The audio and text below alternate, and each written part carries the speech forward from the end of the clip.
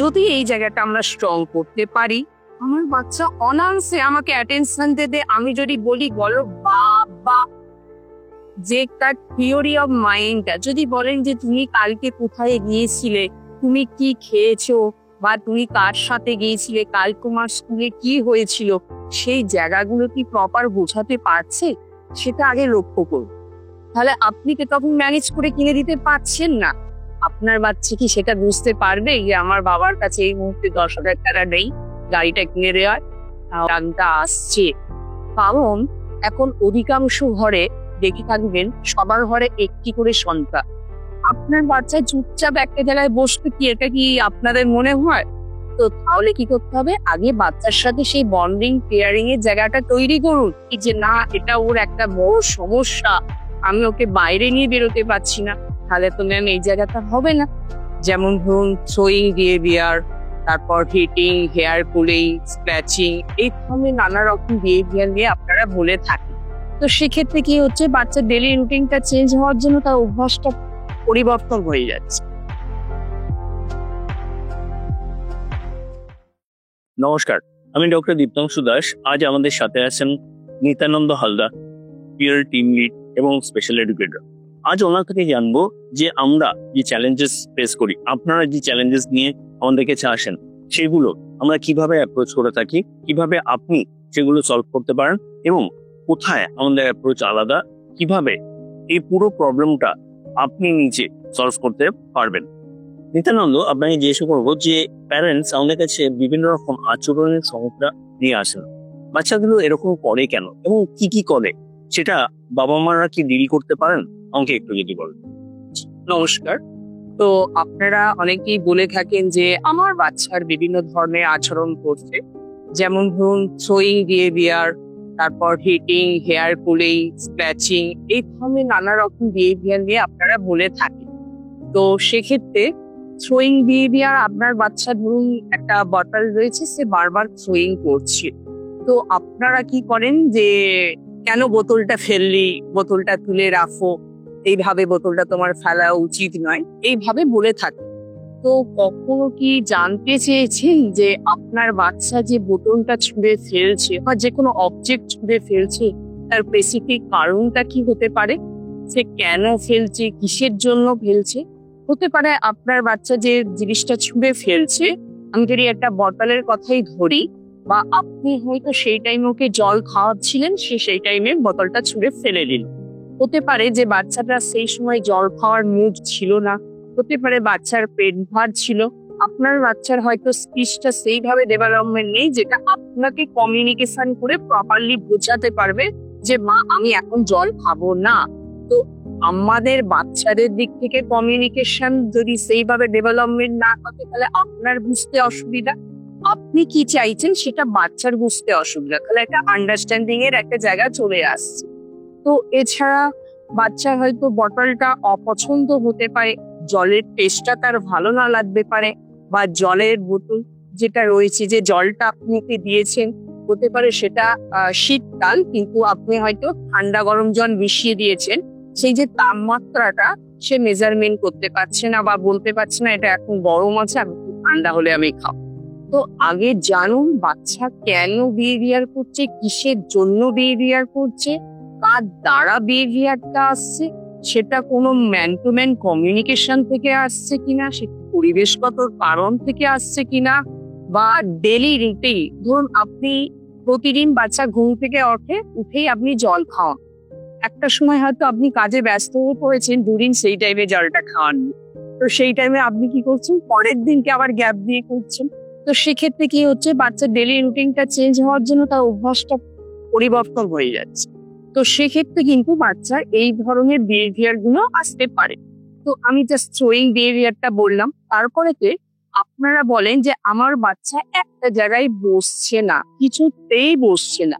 তো আপনার বাচ্চা কেন বসছে না সেটা কখনো কি বোঝার চেষ্টা করেছেন? আপনি তো অভিভাবক হিসেবে আপনার বয়সের জায়গা থেকে কথাটা ভাবছেন। কখনো বাচ্চার নিজের লেভেলে, আপনি যদি সেই জিরো লেভেলে যদি নিজেকে নামান, সেই জায়গা থেকে কখনো ভেবে দেখেছেন যে বাচ্চাটা কেন বসছে না?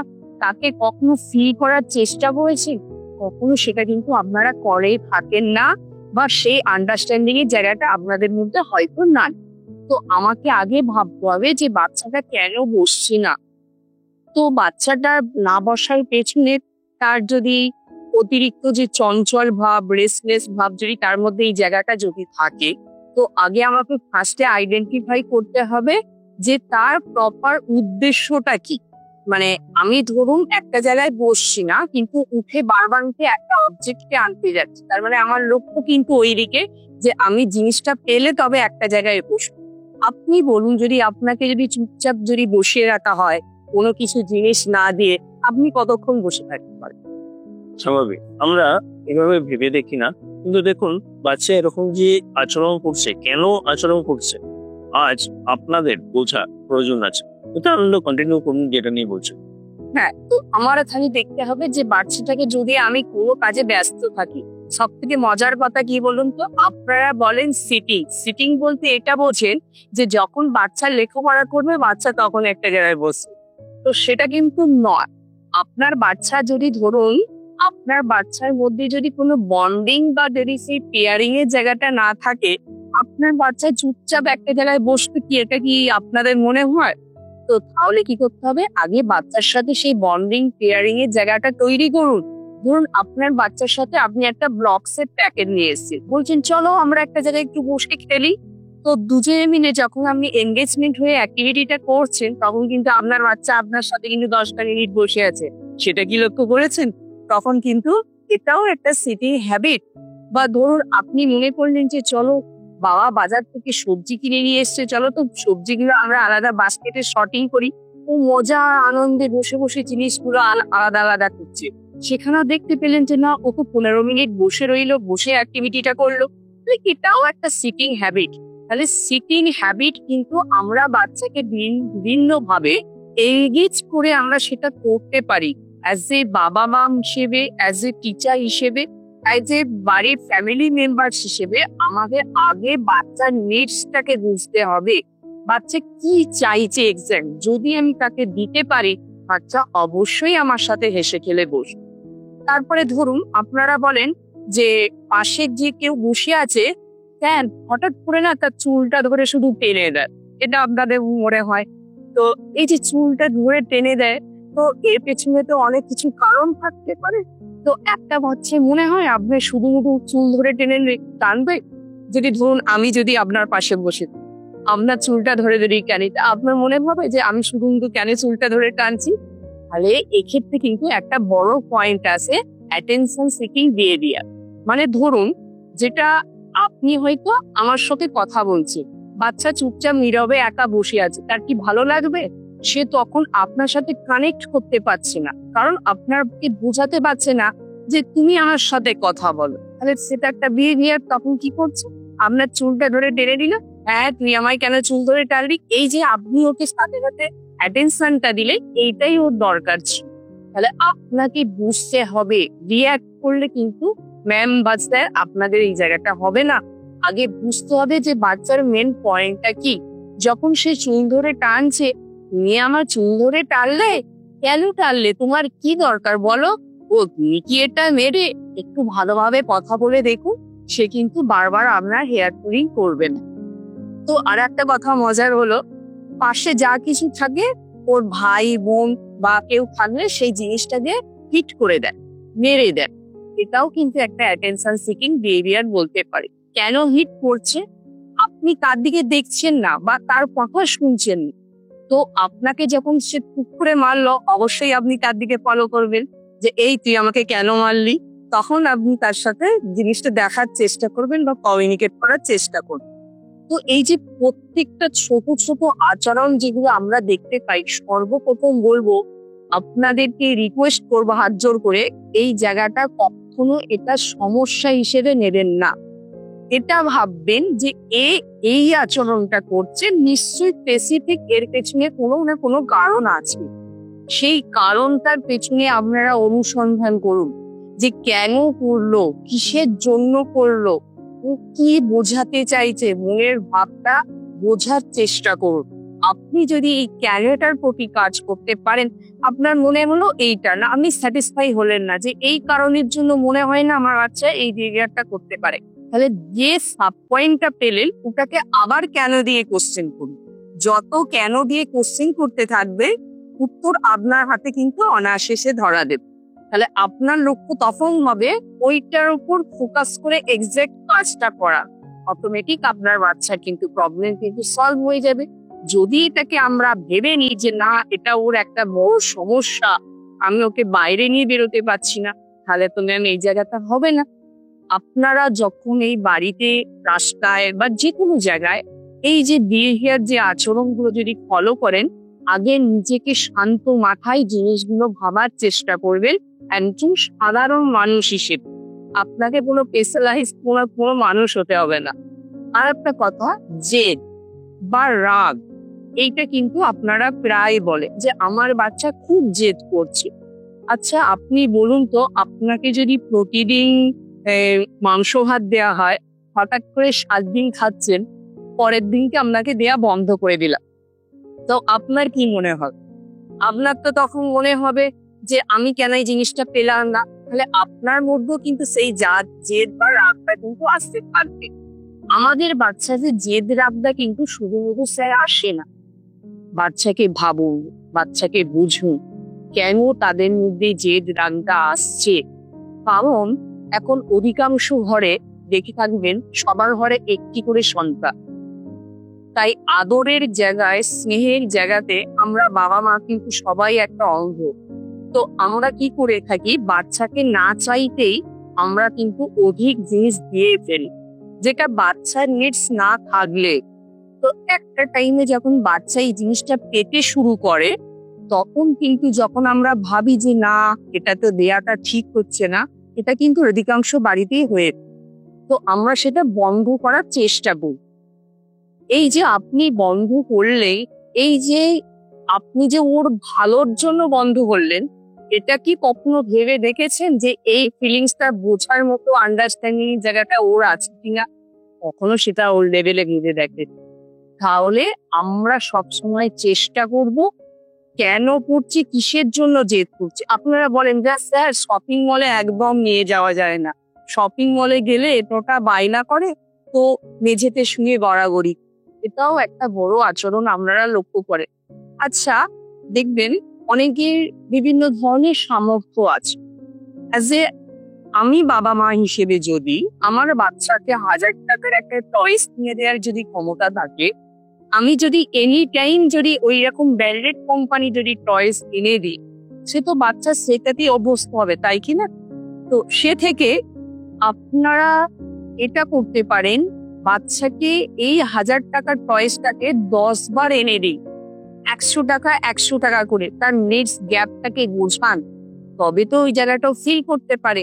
এই যে আপনি বলছেন শপিং মলে গেলে ও বলে ওই গাড়িটা নেব, কিন্তু গাড়িটা দেখা গেল ধরুন 10,000 টাকা দাম। আপনার এফোর্ট করার ক্ষমতা আছে, কিন্তু সেই মুহূর্তে আপনার পকেটে কিন্তু 10,000 টাকাটা নাই, তাহলে আপনি কি তখন ম্যানেজ করে কিনে দিতে পারছেন না? আপনার বাচ্চা কি সেটা বুঝতে পারবে যে আমার বাবার কাছে এই মুহূর্তে 10,000 টাকা নেই গাড়িটা কিনে দেওয়ার? তাহলে আমার বাচ্চার চাহিদাটাকে এমন ভাবে তৈরি করব যাতে সেটা জেদ বা রাগে না পরিণত। তাকে বুঝতে শিখুন। আর একটা কথা, ইমোশনাল কানেক্টেড আমাদের বাচ্চা বলতে আমি যদি যদি সব মানুষের ক্ষেত্রে দেখি, অনেক মানুষের সাথে ইমোশনাল কানেক্টেড এর যে জায়গাটা, সেই জায়গাটা ওরা বুঝতে পারে না বা বুঝতে আমরা পারি না, সেখান থেকেও কিন্তু আমাদের একটা রাগ জন্মায়। তাহলে আমাকে বাচ্চাটাকে ফিল করতে হবে যে ওর ইমোশনাল পার্টটা আমার ইমোশনাল হিসেবে সেটাকে গ্রহণ করতে হবে। যদি এটা আমরা করতে পারি, কিন্তু আস্তে আস্তে কিন্তু ঠিক আমার বাচ্চায় জেদ বা রাগের জায়গাটা একটা কন্ট্রোলে আমি আনতে পারবো। আচ্ছা, অনেকে বলেন আমার বাচ্চা শুধুই দাঁড়িয়ে দাঁড়িয়ে হ্যান্ড ক্ল্যাপিং করে বা লাফালাফি করে। প্রথমেই বলি এটা কোনো কিন্তু আচরণগত সমস্যা না। একটু ভেবে দেখুন তো, এখানে যে স্যার বা আপনারা দাদারা আছেন, আপনারা যখন খেলা দেখেন, যে সেটা ফুটবল খেলা হোক বা ক্রিকেট খেলা হোক, তখন যদি 4 বা 6টা যদি গোল মারা হয়, আপনি দাঁড়িয়ে উঠে হাততালি দেন না বা উঠে দাঁড়িয়ে এক্সাইটমেন্টে চিৎকার করেন না? তাহলে এটা কি আমি ধরে নিতে পারি যে এটা আপনার আচরণ বিহেভিয়ার সমস্যা? এটা কখনোই না। আমাদের বাচ্চারা যখন কোনো কিছু খুব ভিতর থেকে ওরা খুশি হয়, তখন ওদের বাহ্যিক ভাবে এটা ফুটে ওঠে।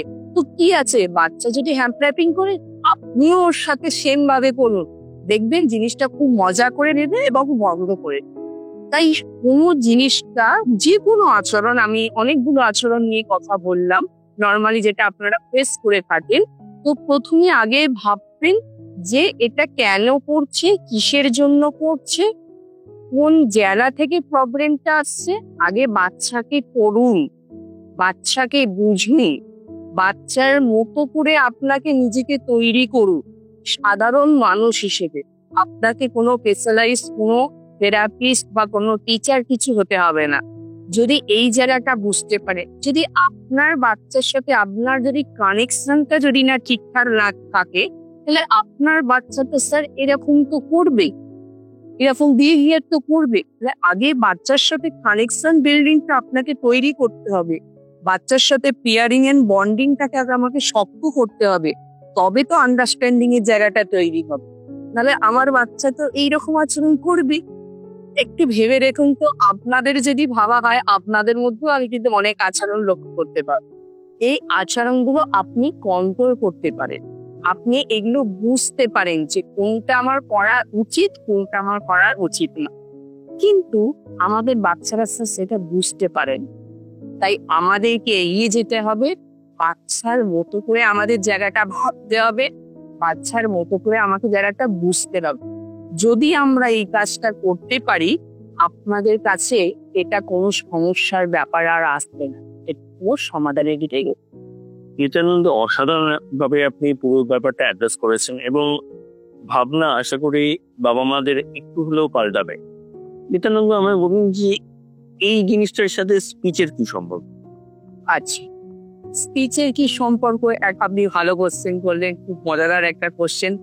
অ্যাজ এ বাবা মা হিসেবে আপনাদের সবারই একটা স্পিচ, আমার বাচ্চা কেন কথা বলছে না, এই জায়গাটা যখন আপনারা বলেন, আমি আপনাদেরকে একটা প্রশ্ন করব সাধারণ মানুষ হিসেবে। ধরুন আপনি যে আমার সাথে কথা বলছেন, আপনি কি রুমের ভেতর ছোটাছুটি করে আমার সাথে কথা বলছেন, না একটা জায়গায় বসে কথা বলছেন? নিশ্চয়ই একটা জায়গায় বসে কথা বলছেন। আচ্ছা, আপনি যখন আমার সাথে কথা বলছেন, নিশ্চয়ই আমার মুখের দিকে তাকিয়ে কথা বলছেন, আই কন্ট্যাক্ট করে। আচ্ছা, আপনি যখন কথা বলছেন, আমার ফেসিয়াল অর্থাৎ মুখের যে অঙ্গভঙ্গি, আপনি কিন্তু সেই জায়গাটা নকল করছেন বা ইমিটেট করার চেষ্টা করছেন তো? বা ধরুন আপনি যখন কথা বলছেন, আমার দিকে মনোযোগ দিয়ে কথা বলছেন, এটা করছেন কিনা? অবশ্যই করছেন। আচ্ছা, আমি যদি আপনার বাচ্চার জায়গায় ফিরে যাই, আপনার বাচ্চা কি সেই একটা কথা বলার মতো জায়গায় সেটা কি ও এখন প্রপারলি বলতে পারে? অ্যান্সারটা আপনারাই দেবেন। আপনি যখন কথা বলেন, আপনার বাচ্চায় আপনার মুখের দিকে কি তাকায়, আই কন্ট্যাক্ট করে, আপনার লিপের দিকে কি সে লক্ষ্য করে? বা আপনি যখন কথা বলেন, কখনো এরকম করে মনোযোগ দিয়ে কথা শুনে? সাধারণ এই কথাগুলো ভাবুন। আমি কথা বলার জায়গাটা, স্পিচের জায়গাটা আমি পড়ে যাচ্ছি। যদি না পড়ে থাকে, তাহলে এই জায়গাটা আপনার মধ্যে আছে বলে আপনি কিন্তু আমার সাথে কনভারসেশন করতে পারছেন, আমার সাথে কথা বলতে। তাই অ্যাজ এ বাবা মা হিসেবে আপনাদেরকে রিকোয়েস্ট করব, আমি জিরো লেভেলে জায়গাটাতে ভাবার চেষ্টা করুন। তাদের বোঝার চেষ্টা করুন যে বাচ্চা একটা জায়গায় বসছে কিনা, আমার মুখের দিকে দেখছে কিনা, আমার সাথে আই কন্ট্যাক্ট করছে কিনা, আমার লিপ ইমিটেশন করছে কিনা, আমার ফেসিয়াল এক্সপ্রেশন বুঝতে পারে কিনা। যদি না পারে, রিকোয়েস্ট করব সেগুলোর উপর আগে ফোকাস করুন। তার মানে আপনি বলছেন যে কথা বলছে না, স্পিচ থেরাপি, এরকম না, তার আগে আরো স্টেপস আছে? হ্যাঁ, অবশ্যই। স্পিচ থেরাপি যে বাচ্চাকে কথা বলিয়ে দেবে, এটা কখনোই সম্ভব নয়। কারণ একটা সিম্পল কথা ভাবুন, আপনার বাচ্চা হাঁটতে পারছে না, আপনি অকুপেশনাল থেরাপির কাছে গেছেন, আপনার বাচ্চাকে সে হাঁটিয়ে দিতে পারবে? পারবে না কেন? কেন পারবেন না? অসাধারণ কোশ্চেন করেছেন। তাহলে তার আগে মোটর ফাংশনটা দেখতে হবে। তার প্রোপ্রাইসেশন, ভেস্টিবুলার যে প্রত্যেকটা আমাদের মেডিকেল টার্মে যে জিনিসগুলো আছে। দেখুন, একটা বাচ্চা যখন হাঁটতে শিখে তাকে এই যে সোজা দাঁড়িয়ে আছে সেই সেন্সটা পেতে হবে, মাসল কন্ট্রোল সেটা পেতে হবে। এই ধরনের বেশ কিছু ইনপুট তাকে নিতে পারতে হবে, প্রসেস করতে পারতে হবে, আউটপুট দিতে পারতে হবে, তবে সে পারবে। যখন একদিন থেরাপিস্টের কাছে নিয়ে যাচ্ছেন, সে স্টেপ বাই স্টেপ হয়তো কাজ করছে, কিন্তু বাচ্চা কোথায় আছে, কোন পজিশনে আছে, সেটা যদি আমরা না জানি, না বুঝি, তাহলে কিন্তু অ্যাড্রেস করলে হবে না। এবং বাচ্চার কোথাও একটা আটকাচ্ছে এটা বুঝতে হবে। বাচ্চার কোথায় আটকাচ্ছে যদি আপনি না বুঝেন, তাহলে জাস্ট আমার কাছে 1, 2, 3, 4, 5 আছে বলে সেটা করব আর রেজাল্টস পাবো, এরকম কিন্তু হবে না, তাই তো? অলরাইট। তো আগে খেলা আসে বলুন তো, অনেকেই বলে আমার বাচ্চা স্যার ঘরের ভিতরে দৌড়াচ্ছে না। তাহলে আগে কি আপনি কি শিখেছি? আগে আমরা হামাগুড়ি দেয়া শিখেছি, পা ভাঁজ করা শিখেছি, তারপর দেয়াল ধরে দাঁড়াতে শিখেছি, দেয়াল ছাড়া দাঁড়াতে শিখেছি, তারপর একটা পায়ে পায়ে হাঁটতে শিখেছি, তারপর দৌড়াতে শিখেছি। তাহলে এগুলো হচ্ছে তার আগের স্টেপ। আপনি চিন্তা করে দেখুন, তাহলে এই যে আমি 1, 2, 3, 4, 5, 6 করে এতগুলো পয়েন্ট বললাম, তো আমাদের ডক্টর স্যার বললেন, তো এই জায়গাটা আপনার বাচ্চার কি ঠিকঠাক আছে? প্রশ্নের উত্তর কিন্তু আপনার কাছেই আছে। যদি বুঝতে পারেন এই জায়গাটা গ্যাপ রয়ে গেছে, তাহলে আমাকে ওই জায়গাটা কাজ করতে হবে। আমি এটার কারণে এক্সাম্পল দিলাম। সেম ক্ষেত্রে যখন আপনার বাচ্চা কথা বলছে না, তার যে আগের স্টেজগুলো যেগুলো নর্মাল, সেগুলো নিয়ে আমাকে আগে কাজ করতে হবে। যদি এই জায়গাটা আমরা স্ট্রং করতে পারি, আমার বাচ্চা অনায়াসে আমাকে অ্যাটেনশন দেবে। আমি যদি বলি বলো বাবা, এই যে ধরুন আমি বলছি, তাহলে তাকে তো আমার মুখের দিকে আগে দেখতে হচ্ছে, লিখটাকে রিডিং করতে হচ্ছে, আমাকে তাকে পড়তে হচ্ছে, জিনিসটা মনোযোগটা দিতে হচ্ছে, তবে তো সে সাউন্ডটা বের করবে। বা বিভিন্ন কখনো আপনারা একটা অ্যাকশন সাউন্ড করে দেখেছেন যে যখন ধরুন একটা জিনিস করে গেল, যা, এই যে সিম্পল জিনিসগুলো আপনার বাচ্চা কি সেই রেসপন্স গুলো দেয়? সেই জায়গাগুলো দেখেছেন? তারপর ধরুন অনেক সময় হয় কি, আমার বাচ্চারা না অনেক সময় একটু অতিরিক্ত চঞ্চল। যদি আমি ভেতর থেকে ছটফট করি, আমি কি আপনার সাথে মনোযোগ দিয়ে কথা বলতে পারবো? সেটা কখনোই পারবো না। তাহলে তার আগের কাজটা কি হলো, আমার ভেতরে যে অতি চঞ্চল যে ভাবটা, সেটা কি করে আমি কমাতে পারবো সেটার উপর ফোকাস করবো। তাহলে কিন্তু আবির সাথে আমি মনোযোগ দিয়ে কথা বলতে পারবো। নিত্যানন্দ, আপনি এতক্ষণ বিহেভিয়ার নিয়ে বললেন, আপনি স্পিচ নিয়ে বললেন, কিন্তু অনেক সময় আমরা দেখতে পাই যে বাচ্চা ছোট বাচ্চাদের সাথে মিশছে না, অন্য বড়দের সাথে মিশছে না, এই ধরনের সমস্যা। অনেক সময় বিভিন্ন অনুষ্ঠান বাড়িতে গেলে তার আচরণের পার্থক্য দেখতে পাই, সেটা নিয়ে কিছু বলবেন? হ্যাঁ, অবশ্যই। এটা খুব ভালো কোশ্চেন করেছেন, থ্যাংক ইউ। তো এই জায়গাটা মানে কি, আপনাদের মধ্যে এই ব্যাপারটা আপনারা বলে থাকেন যে আমার বাচ্চারা 5টা বাচ্চার মতো মিশছে না এবং তাদের সাথে খেলা করছে না। কোনো অনুষ্ঠান বাড়িতে গেলে হয়তো সেই জায়গাটা একটা সাধারণ বাচ্চা যে বিহেভিয়ার গুলো করে, আপনাদের যেন একটু ডিফারেন্ট। তো প্রথমেই বলি, সোশ্যালাইজেশন যে ব্যাপারটা, শুধু মিশতে পারে না, এটা কিন্তু সোশ্যালাইজেশনের একটা বড় পার্ট নয়। মিশতে পারে না তার আগে সোশ্যালাইজেশনের ক্ষেত্রে কিন্তু অনেকগুলো জায়গা থাকে।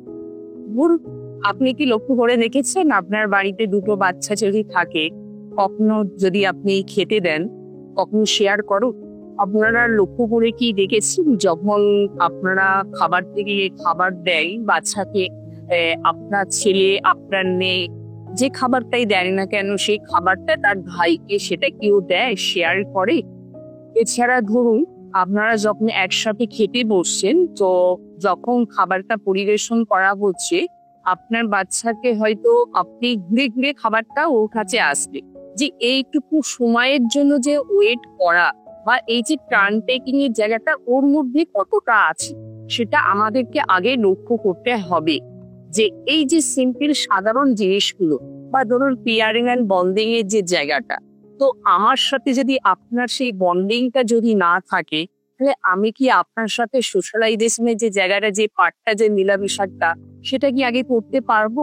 যদি আপনার প্রতি আমার যদি সেই ইন্টারেস্টটা যদি না থাকে, তাহলে আপনি কি আমার সাথে কমিউনিকেট করতে পারবেন? তার মানে আমরা জানতে পারলাম যে কানেকশন এটার একটা বিশাল ভূমিকা রয়েছে সোশ্যালাইজেশনে। দেখুন, আমি যদি আপনার সাথে কানেক্টেডই না হই, আমি আপনার সাথে কি কথা বলবো? আমি কি আপনার সাথে মিশতে চাইবো? সুতরাং বাচ্চার যদি মিশার সমস্যা থাকে, আমাদের কিন্তু একটা স্টেপ পিছিয়ে দেখতে হবে যে সমস্যাটা কোথায়। নিত্যানন্দ কন্টিনিউ করুন। তো সোশ্যালাইজেশনের জায়গার আমি এখানে আগের একটা ছোট মুহূর্ত স্টেপ আমি বলবো, সেটা হচ্ছে ল্যাঙ্গুয়েজ অ্যান্ড কমিউনিকেশন স্কিল। আমার বাচ্চার যদি সঠিক বাক্য গঠন করে কথা না বলতে পারে, বা ওর নিজের মনের ভাবটা যদি প্রপার প্রকাশ করে অন্যকে বোঝাতে না পারে, তাহলে কিন্তু একটা সোশ্যালাইজেশনের প্রবলেম হয়। তো আমাকে তাহলে দেখতে হবে যে আমার বাচ্চার সেই ল্যাঙ্গুয়েজ কনভার্সেশনটা কতটা ডেভেলপমেন্ট আছে। যদি মনে হয় যে জায়গাটা আরেকটু আমাকে কাজ করতে হবে, প্লিজ আপনারা ওই জায়গাটা একটু ফোকাস করে কাজ করি। নিত্যানন্দ, এখানে আমি আপনাকে জিজ্ঞেস করবো যে দুটো জিনিস, সোশ্যালাইজেশনটা আগে আসছে না কমিউনিকেশনের প্রবলেম আগে আসছে, কি মনে হয়? ভেরি গুড কোশ্চেন করেছেন। তো সোশ্যালাইজেশনের আগে কিন্তু কমিউনিকেশনের ব্যাপারটা আগে তো আপনাদেরকে আগে বলবো, যখন আপনারা বাচ্চার সাথে স্বাভাবিক বাড়িতে যখন কথা বলছেন, আপনার বাচ্চা আপনার প্রশ্নের কি উত্তর সঠিকভাবে দিতে পারছে, সেটা কি লক্ষ্য করেছেন? সেটা আগে লক্ষ্য করুন। যে তার থিওরি অফ মাইন্ডটা, যদি বলেন যে তুমি কালকে কোথায় গিয়েছিলে, তুমি কি খেয়েছো, বা তুমি কার সাথে গিয়েছিলে, কাল তোমার স্কুলে কি হয়েছিল, সেই জায়গাগুলো কি প্রপার বোঝাতে পারছে, সেটা আগে লক্ষ্য করুন। যদি বাচ্চার থিওরি অফ মাইন্ডের জায়গাটা যদি ক্লিয়ার না থাকে, ধরুন আপনি আপনার বাচ্চাকে একটা অনুষ্ঠান বাড়িতে নিয়ে গেছে, ওর 4-5টা বন্ধু এসছে, একসাথে বসে আছে, ওকে জিজ্ঞাসা করছে, এই তুই কোন স্কুলে পড়িস রে, তোর স্কুলে কটা বন্ধু আছে রে? তাহলে দেখুন, তাহলে আমরা কি করছি, আগে থিওরি অফ মাইন্ডের জায়গাটা যদি আগে না ভাবি, যদি আগে ওই জায়গাটা ডেভেলপমেন্ট না করি, তাহলে কি ও বন্ধু অ্যান্সার দিতে পারবে? পারবে না। তখন ও কি করবে, ওই জায়গা থেকে নিজেকে সরিয়ে নেওয়ার চেষ্টা করবে, এসকেপিং বিহেভিয়ার করবে, যেটা আমি মানাতে পারছি না। ওই সিচুয়েশন থেকে কি করে নিজেকে সরিয়ে নেওয়া, আইসোলেট করার চেষ্টা। নিত্যানন্দ, এখানে আমি একটা কথা বললাম, থিওরি অফ মাইন্ড, যারা প্রফেশনাল তারা হয়তো বুঝতে পারছে, কিন্তু বাবা মাদের ক্ষেত্রে একটু যদি সহজ করে বলে দেন যে ব্যাপারটা কি। আচ্ছা, এখানে থিওরি অফ মাইন্ড বলতে যেটা বোঝায়, ধরুন WH কোশ্চেন, বা আপনাকে যদি জিজ্ঞাসা করা হয় যে আপনি 2 মাস আগে যেখানে বেড়াতে গিয়েছিলেন ওখানে কি কি দেখেছেন, এই যে আপনাকে পেছনে ফিরে গিয়ে যেটা আপনাকে প্রপার মনে রাখা, বা proper step by step answer দেয়া, বা কখন হয়েছিল, কেন হয়েছিল, কিসের জন্য হয়েছিল, এই যে প্রত্যেকটা WH question, who, what, which, when, how, এই যে প্রত্যেকটা স্টেপ বাই স্টেপ, যে এখানে আমি একটা এই কথাটা বলতে গিয়ে একটা কথা বলবো, বাচ্চাকে কখনো, যেহেতু সোশ্যালাইজেশনের সাথে ল্যাঙ্গুয়েজটা ওতপ্রোতভাবে জড়িত, বাচ্চাকে যখন আপনি এই জায়গাটা থিওরি অফ মাইন্ড ডেভেলপমেন্ট করবে, বা একটা কমিউনিকেশন করার জন্য বা কানেকশন করার জন্য, এই জায়গাটাকে আগে দেখতে হবে আপনার বাচ্চা এই কোশ্চেনের অ্যান্সারের ক্ষেত্রে কতটা উপযুক্ত। প্রথমে বাচ্চাকে কখনো কোশ্চেন করবেন না, বাচ্চাকে ফার্স্টে স্টেটমেন্ট দেবে, যে ধরুন এটা জলের বোতল, যদি আমি বলতে পারি এটা জলের বোতল নিচে ফেকে, তখনই তো কম ছাড়া, বা কম কি আমরা এখানে সাহায্যটা যেটা বলে থাকি, সেটা সাহায্যটা ছাড়া, তখন কিন্তু আমি বলতে পারবো এটা কি, কখনো বলবো এটা জলের বোতল। মানে আপনাকে কিন্তু এই যে স্পিচ বা ল্যাঙ্গুয়েজের ক্ষেত্রেও অনেকগুলো কিন্তু প্রিমিয়ারি স্টেপ বাই স্টেপ কাজ করতে হয়। তো এই জায়গাটা যদি আপনি স্টেপ বাই স্টেপ কাজ করতে পারেন, তবে কিন্তু আপনার বাচ্চা থিওরি অফ মাইন্ড ক্লিয়ার করতে পারবেন, দেন ওর প্রপার কানেকশনটা তৈরি করতে পারবে, যেটা আমাদের সোশ্যালাইজেশনের ক্ষেত্রে ভেরি ভেরি একটা ইম্পর্টেন্ট পার্ট। নিতার মতো এর মধ্যে কি আর কোনো ফ্যাক্টরস রয়েছে যেটা কনসিডার করতে হবে? হ্যাঁ, অবশ্যই ফ্যাক্টরস এখানে রয়েছে। একটা কগনিটিভ পার্ট যেটা আমাদের বুদ্ধিগতর যে ব্যাপারটা, ধরুন আমি যদি মেডিকেল টার্মে বলি হয়তো আপনারা হয়তো এখানে অনেকে বুঝতে পারবেন না। যেটা সেন্ট্রাল কোয়ারেন্স বলুন বা এক্সিকিউটিভ রিজনিং বলুন, ধরুন অনেক সময় হয় কি বাচ্চার বোঝার যে জায়গাটা ওদের ক্ষেত্রে অনেকটা ডিফারেন্ট। আমি যদি একটা সামান্য বলি, আপনার বাচ্চাকে যদি একটা চিড়িয়াখানার যদি একটা পিকচার দেন, সে কিন্তু ওখানে দেখে বলে দেবে এটা টাইগার, এটা এলিফ্যান্ট, এটা হর্স। এই যে হোল অফ যে পার্ট, যে এটা একটা চিড়িয়াখানা বা এটা যে একটা জু, এই যে কনসেপ্টটা ওদের যে ভাবনা যে ধরনটা ওখানে কিন্তু ডিফারেন্ট দেখা দেয়। বা ধরুন আপনি বাচ্চাকে প্রতিদিন স্কুলে নিয়ে যাচ্ছি, তো হঠাৎ করে দেখলেন যে স্কুলের গেটে একদিকে তালা দেওয়া, তাহলে কি ও কি স্কুল থেকে ফিরে আসবে? সেটা কখনো হতে পারে না। তাহলে আমরা কি ভাববো যে তাহলে ডিফারেন্ট ওই গেটটা যদি বন্ধ থাকে তাহলে তার পাশের গেটটা দিয়ে কি করে এগিয়ে? এই যে ধরুন যে এই যে সঙ্গে সঙ্গে যে যে ভাবনার যে ধরন যে প্যাটার্ন গুলো, ওরা কিন্তু এই জায়গাটা ঠিক করতে পারে। তো আমরা যখন বাচ্চাকে শেখাবো আমাদের কিন্তু এই দিকের পার্টটাও কিন্তু ভালো করে দেখতে হবে।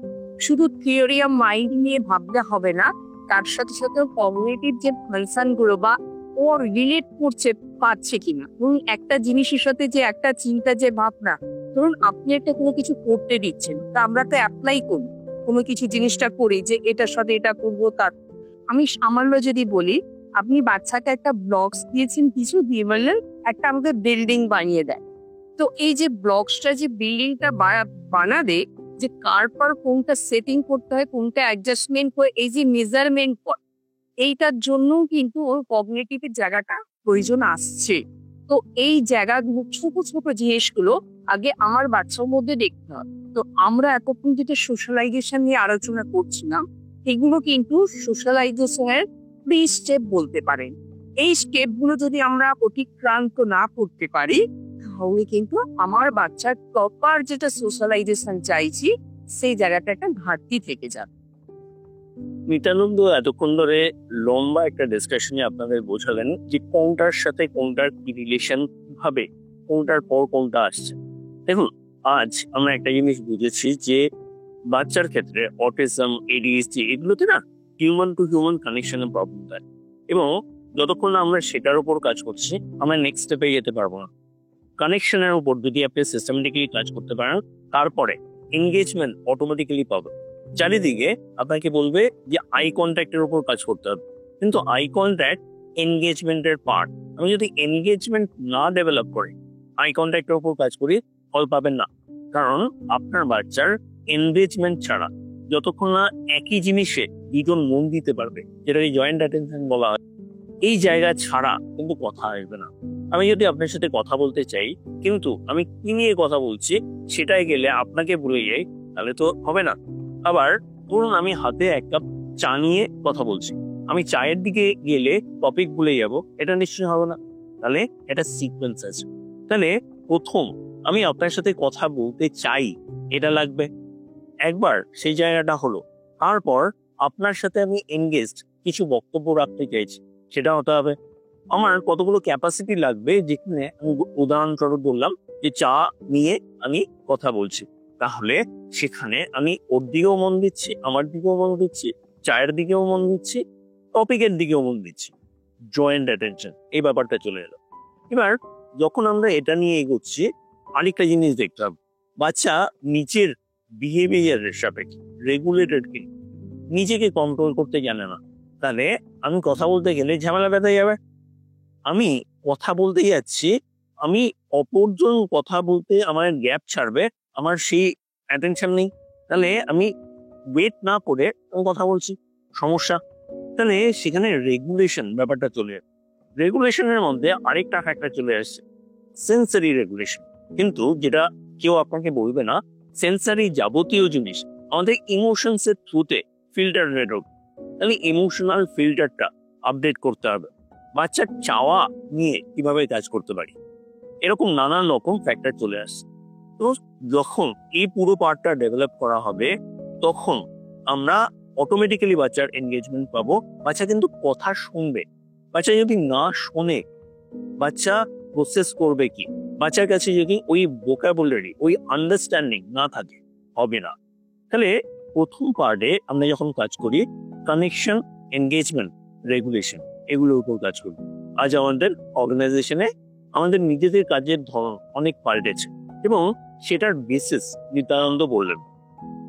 একবার যখন বাচ্চা রিজনেবলি রেগুলেটেড, যখন বাচ্চা ইনপুট নিচ্ছে, তখন আমরা মুভ করে যাই সেকেন্ড পার্টে। সেকেন্ড পার্টে আমরা বেসিক্যালি এক্সপ্লোরেটরি লার্নিং নিয়ে কাজ করি, যেখানে চারিদিকের যে পৃথিবী আমি যতক্ষণ না আমার মতো করে চিনি, মানে এ ফর অ্যাপেল নয়, আমি আপেলকে একটা ফল যেটাকে খাই, যেটা ক্রাঞ্চি, যেটা একটা মিষ্টি স্বাদ রয়েছে ইত্যাদি, এইভাবে যতক্ষণ না চিনবো, যতক্ষণ না বুঝবো যে কোনখানে কোনটাকে অ্যাপ্লাই করতে হয়, যতক্ষণ না বুঝবো যে আমাদের চারিদিকে যে জিনিসগুলো তার সাথে আমার অ্যাসোসিয়েশন কি, কোন ক্ষেত্রে কোনটা লাগবে, আমার নিজের প্রয়োজন বোঝা, নিজের প্রয়োজন বোঝাতে পারা, দুটো জিনিস ছাড়াও নিজের ভাবতে পারা ন্যাচারালি স্টেজ বাই স্টেজ আসছে। তার মানে সেকেন্ড ফেজ চলে গেল, যেখানে বাচ্চা খেলতে খেলতে শিখবে, বাচ্চাকে চাপিয়ে দেওয়া না, বাচ্চার এক্সপ্লোরেটরি স্কিলস বাড়ানো, কিভাবে বাচ্চা নিচে রাস্তা খুঁজে নিতে পারে। এরপরে তারপরে স্টেজ চলে আসে যেখানে আমরা এক্সপ্রেসিভ ল্যাঙ্গুয়েজ নিয়ে কাজ করবো।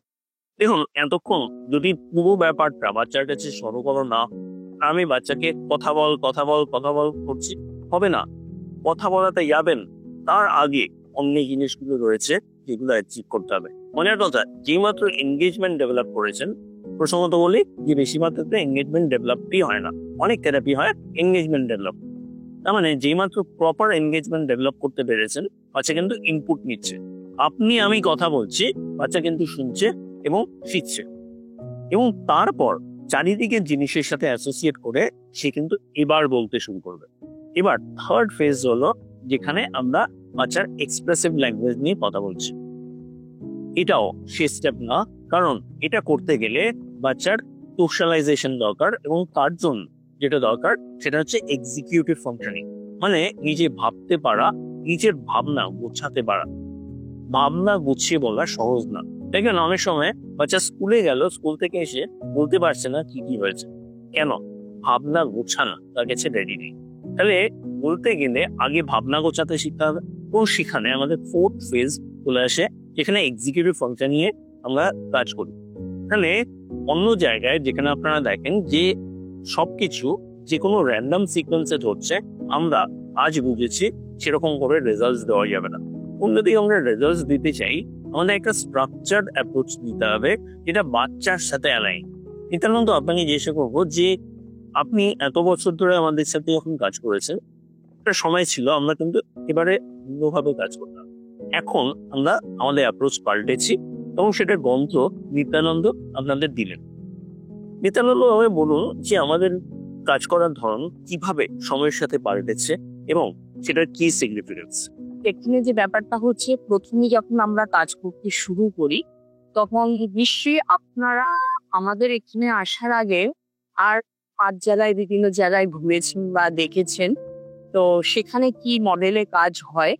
তো আমরা প্রথমেও সেইভাবেই কিন্তু ভাবতে শুরু করি। তারপর কিছুটা সময় পর আমরা রিয়েলাইজ করতে পারি যে আমরা বাচ্চাকে যেটা শেখাচ্ছি বা যেটাকে করাচ্ছি, সেটা তার কতদিন তার মধ্যে রয়েছে, মানে তার যে একটা রেজিস্টার যে পাওয়ারটা, দেখা গেল আমরা যখন করছি সেটা হয়তো হার্ডলি 1 মাস কি 2 মাস তার মধ্যে রয়েছে, তারপর না ম্যাজিকের মতো কোথায় হারিয়ে যাচ্ছে। তো এই যে জায়গাটা তখন আমাদেরকে একটু ভাবায় যে আমরা যেটা এত কষ্ট করে দিচ্ছি, যদি সেই জিনিসটা সে লাইফ টাইম যদি সেটাকে অ্যাচিভমেন্টের জায়গাতে যদি না নিয়ে যেতে পারলো, তো আমার বিয়ে কি করলাম।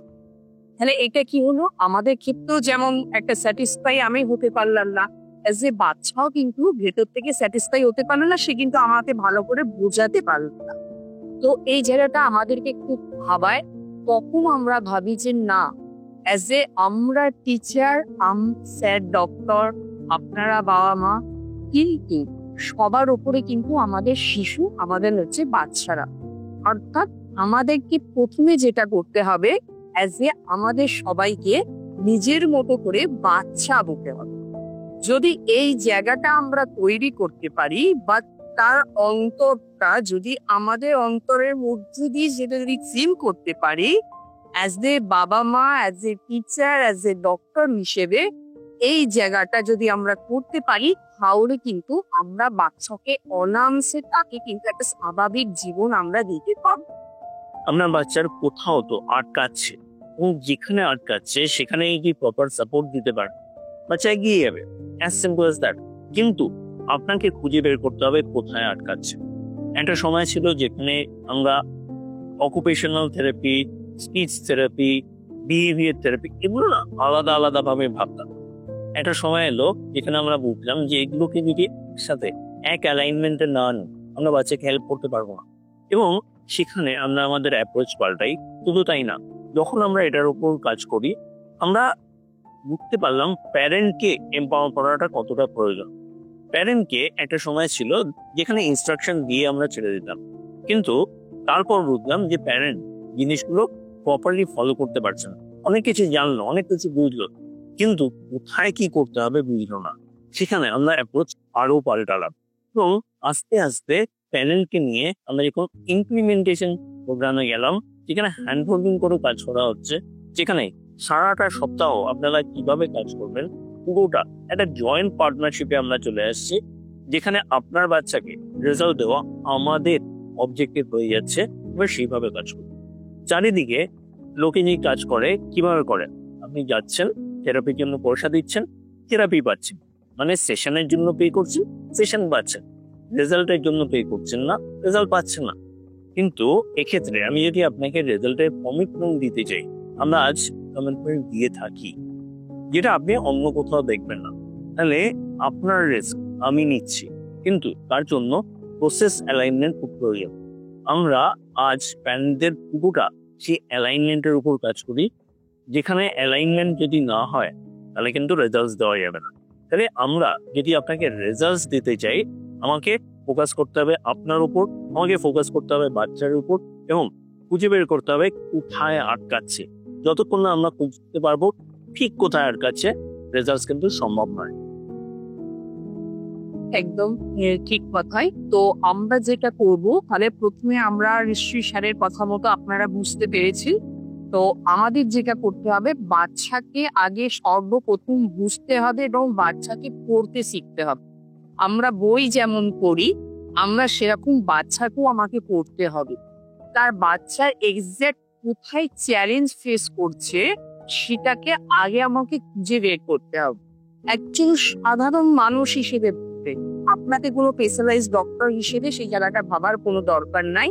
আপনি ভাবুন যে আপনার এই জায়গাটা চ্যালেঞ্জ ফেস করছে, এই জায়গাটায় এইভাবে করছে, তা এইরকম, তাহলে সেটা কেন করছে, কিসের জন্য করছে, সেই ইমোশনাল অনুভূতিটা আপনার মধ্যে যদি নিতে পারেন, আপনি কিন্তু রেজাল্ট পাবেন, এটুকু নিশ্চিত। স্যার যে এতক্ষণ ধরে আপনাদেরকে বললেন যে রেজাল্ট ওরিয়েন্টেশনের কথা, সত্যি আমরা কিন্তু চারিদিকে যেটা দেখে থাকি, কেউ রেজাল্টের কথা ভাবেন। আমি যে জিনিসটা একটু আগে আপনাদেরকে বলেছি, যে জিনিসটা আমি দিচ্ছি সেটা যদি 2 মাস 3 মাসের জন্য যদি স্টে করে, আমি এমন জিনিস দেব না। যে জিনিসটা দেব সেটা যদি আমি ওর সাপোর্টকে যদি আমি 50% দিয়ে থাকি, যাতে সারা লাইফ ওটাও অ্যাচিভমেন্ট করতে পারে, যাতে নিজেকে সেই জায়গাটার উপর ধরে তুলতে পারে, একটা স্বাভাবিক জীবন যাপন করতে পারে, সেটাই কিন্তু আমাদের মূল লক্ষ্য। সবার আমাদের ফোকাস থাকবে, আমরা যাই করি না কেন সেই রেজাল্টের উপর আমরা ফোকাস করব, এবং সেইটার সাপেক্ষে যদি আমাকে যা যা স্টেপ নিতে হবে সেটাকে আমাকে স্টেপ বাই স্টেপ নিতে হবে। শুধু তাই না, সেখানে সাস্টেনেবিলিটি খুব গুরুত্বপূর্ণ। চারিদিকে কিন্তু এই সাস্টেনেবিলিটি নিয়ে লোকজন কাজ করে না। সাস্টেনেবিলিটি আনা সহজ না, তার জন্য আপনাকে প্রপার অ্যালাইনমেন্ট রাখতে হবে।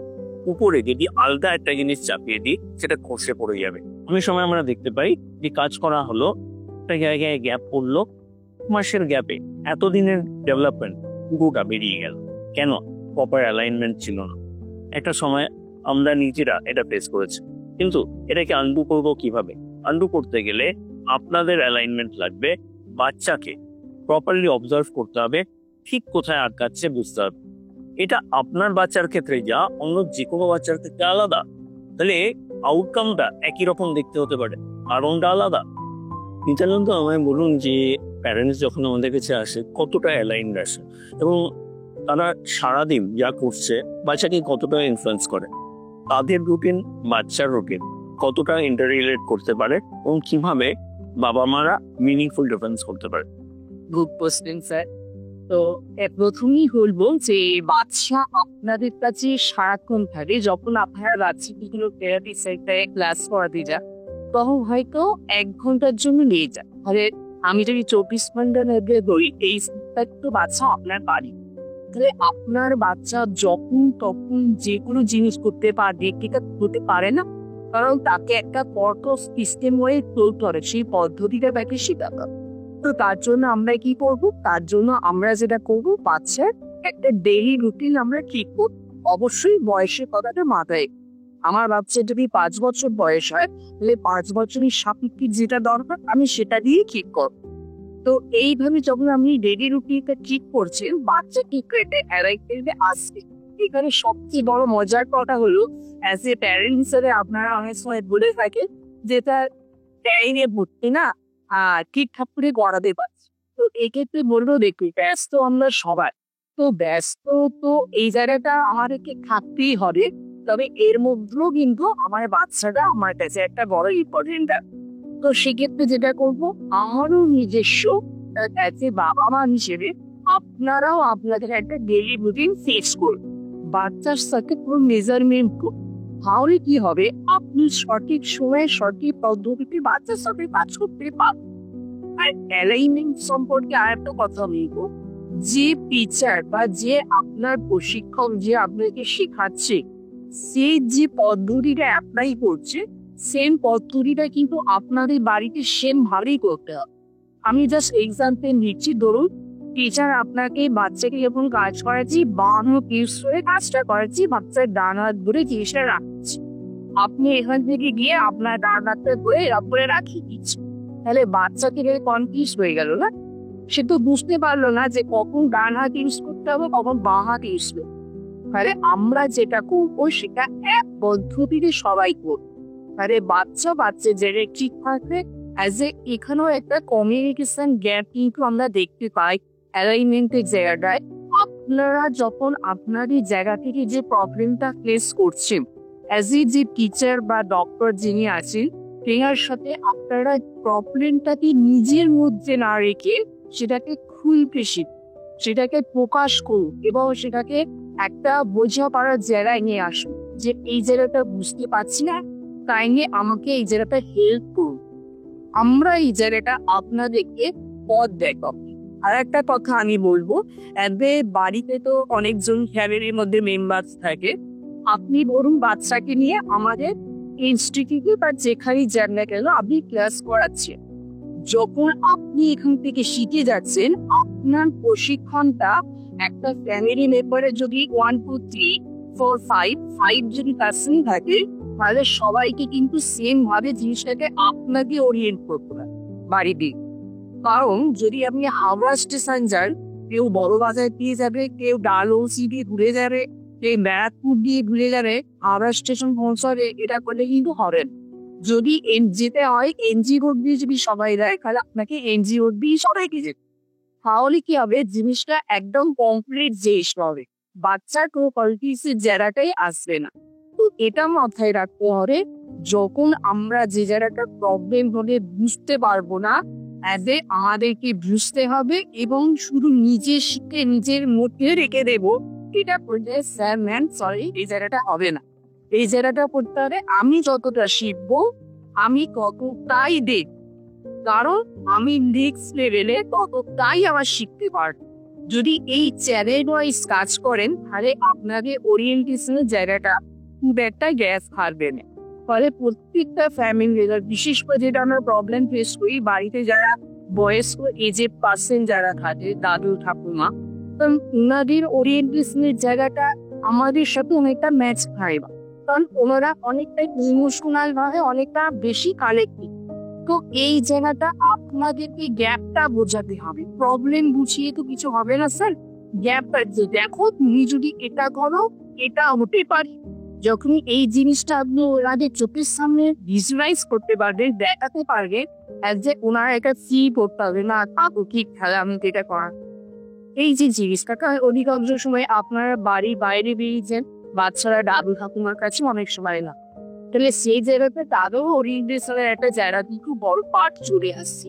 এরকম আমাদের অনেক স্টুডেন্ট দেখা গেছে দাদুরাই ক্লাস করে, দিদারাই ক্লাস, ঠাকুমারাও ক্লাস, তাদের বয়স কিন্তু একেবারে 60 আপ এরকম দেখা গেছে, কিন্তু তাদের ওই আন্ডারস্ট্যান্ডিংটা কিন্তু তারা নিজেরা তৈরি করেছে। তবেই এক সেম অ্যালাইনমেন্টে আজকে আমরা কাজ করতে পারছি, একটা বাচ্চাকে জাস্ট একটা রেজাল্ট দিতে পারবো।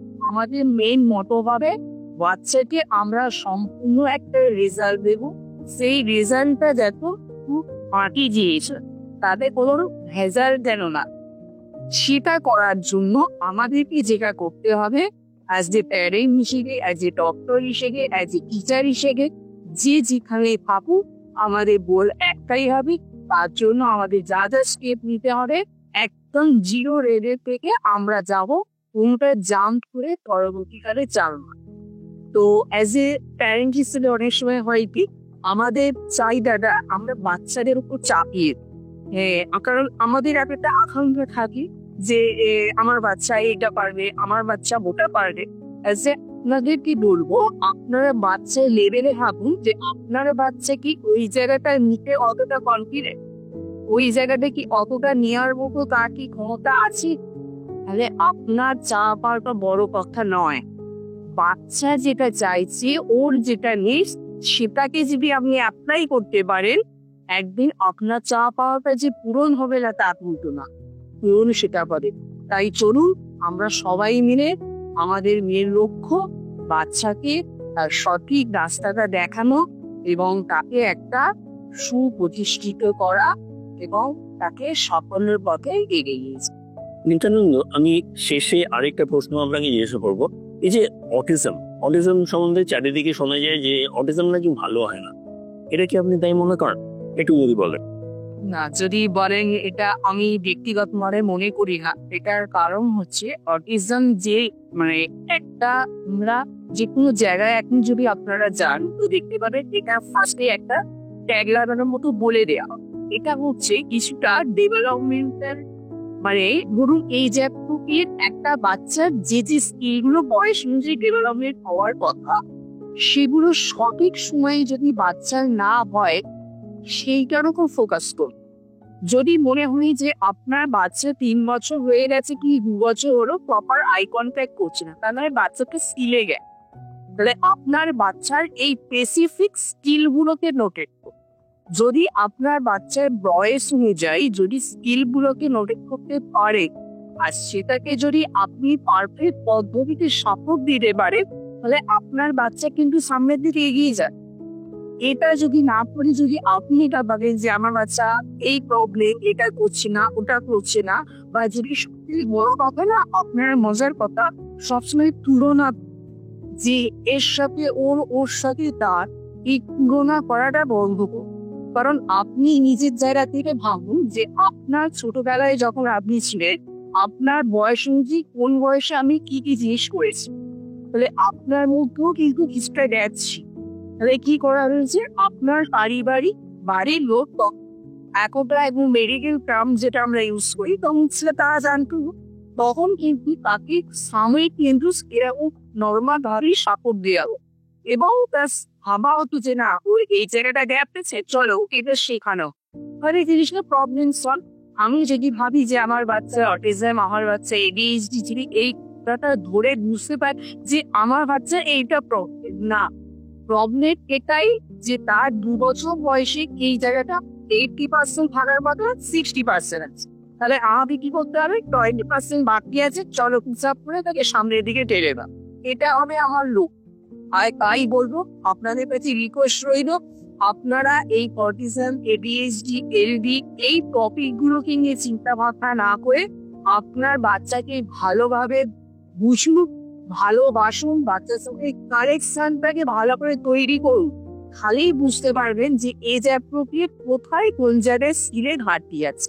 তাহলে আমরা ওইটার প্রতি তাকে কি স্ট্র্যাটেজি ইউজ করে বা তার নিচটা কোন দিকে যাচ্ছে, সে কি বোঝাতে চাইছে, যদি সেটার মধ্যে আমরা সাপোর্ট করতে পারি অ্যাজ এ আমরা মানুষ হিসেবে, আমি কোনো স্পেশালাইজ যদি নাও হই, মানুষ হিসেবে তাদের কিন্তু একটা মানে সম্পূর্ণ লাইফ তাকে একটা আমরা জীবন দিতে পারবো।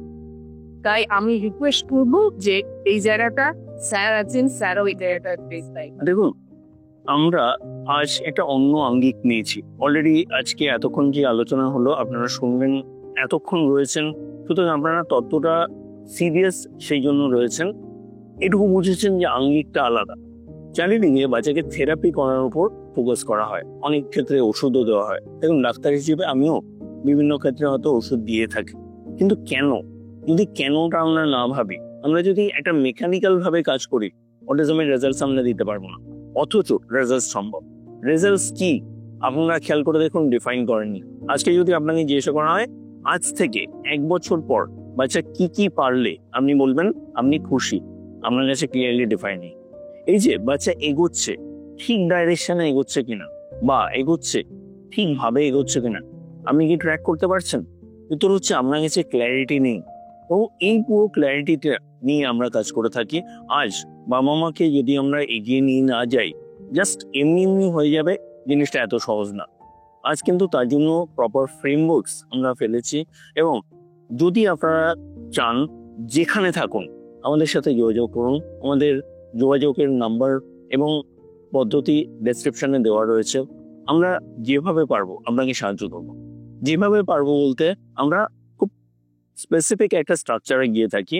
আমাদের একটা মাস্টার ক্লাস আছে যেখানে প্রবলেমগুলো এবং কারেন্ট যে চ্যালেঞ্জগুলো, কারেন্ট অ্যাপ্রোচে যে চ্যালেঞ্জগুলো, সেগুলো নিয়ে আমরা ডিসকাস করে থাকি। একজন বাবা মা কিভাবে এটাকে অ্যাড্রেস করতে পারেন সেটার আউটলাইন দিয়ে থাকি। যদি বাবা মারা ইন্টারেস্টেড হন, একদম তাদের সাথে ইন্ডিভিজুয়ালি কথা বলে তাদের কোথায় সমস্যা, আমরা তাদের সাহায্য করতে পারি কিনা, কিভাবে সাহায্য করলে বেটার হবে, আমরা পুরোটা লে ডাউন করে থাকি। এবং সে অনুযায়ী যারা চায় তাদের শুধুমাত্র আমরা রোডম্যাপটা দিয়ে থাকি, যেখানে আপনি শিখে নিজে কাজ করতে পারেন, বা কেউ যদি চায় সেই রোডম্যাপ নিয়ে একদম স্ট্রাকচার্ড ভাবে আমরা 1 বছরের জন্য এবং গোল ওরিয়েন্টেড ভাবে ফেজ বাই ফেজ কাজ করে থাকি, যেখানে আমরা measurable improvement in each phase আপনাকে দেব, কমিটমেন্ট নিয়ে থাকি। এই কমিটমেন্ট অন্য জায়গায় আপনারা দেখবেন না। এবং শুধু তাই না, যখন আমরা এটা নিয়ে কাজ করছি সেখানে এটা আপনার জন্য ঠিক কিনা কিভাবে বুঝবেন। সুতরাং আমরা সেখানে কিন্তু 1 মাস পর আপনাকে ওয়ার্কআউট অপশনও দিয়ে থাকি, যে আপনি ট্রাই করে দেখুন। আমরা বিভিন্ন জায়গায় তো বিভিন্ন রকম অপশন ট্রাই করছেন, সুতরাং যদি আপনার মনে হয় যে এটা আপনার জন্য সঠিক, কন্টিনিউ করবেন। যদি না হয় কোনো অসুবিধা নেই।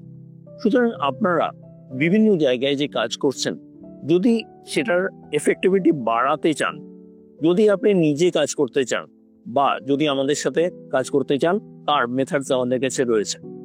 আঙ্গিক পাল্টাতে হবে, আন্ডারস্ট্যান্ডিং পাল্টাতে হবে, ও একসাথে কাজ করলে, সিস্টেমেটিক্যালি কাজ করলে, প্রপার ট্র্যাকিং এর সাথে কাজ করলে, এবং কোনটার পর কোনটা আসছে জেনে কাজ করলে আউটকাম সম্ভব। সুতরাং আপনার বাচ্চার যদি কোনো চ্যালেঞ্জেস থেকে থাকে, আসুন, যোগাযোগ করুন, অবশ্যই আমরা আপনাকে সাহায্য করব। আজকের জন্য এটুকুই, আবার দেখা হবে, কথা হবে। আমাদের নাম্বার দেওয়া রইল, যোগাযোগ করুন। যদি কোনো রকম কোনো কিছু আপনারা সাহায্য চান, সেখানে জানান, এখানে কমেন্টে জানান। আপনাদের নাম্বার আমাদের কাছে ড্রপ করুন, এবং কিভাবে কি কাজ করা যায় রিচ আউট করুন। চলুন, আপনার বাচ্চার জন্য বেস্ট আউটকামস এনশিওর করা যায়। আজকের জন্য এটুকুই, নমস্কার।